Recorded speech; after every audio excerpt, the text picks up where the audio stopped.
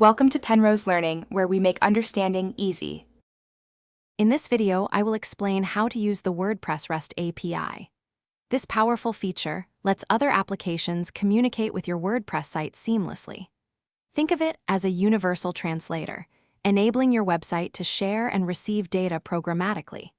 It opens up endless possibilities for custom applications, mobile apps, or even integrating with other web services, making your WordPress instance incredibly versatile. Understanding endpoints and HTTP methods is fundamental to using the REST API effectively. Endpoints are like specific addresses for your content.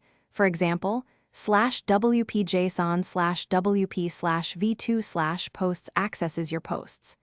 To protect your site, authentication is essential, especially when writing or modifying data.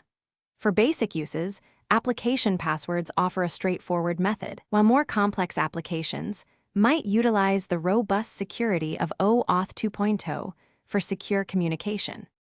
Retrieving data from your WordPress site is incredibly straightforward using GET requests.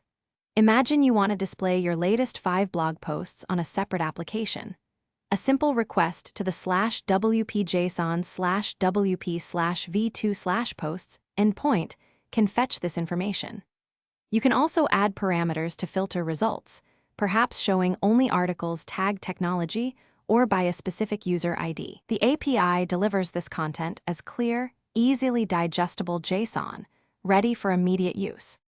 The real power of the WordPress REST API lies in its ability to not just read, but also write and modify your site's content. With proper authentication, you can programmatically create a new blog post, update an existing page, or even change a user's role from an external application. Simply structure your data in JSON format and send it with a post or put request to the appropriate endpoint. This capability transforms WordPress into a dynamic backend for almost any custom development project imaginable. Thanks for watching. If this was helpful, leave a like and consider subscribing. See you next time.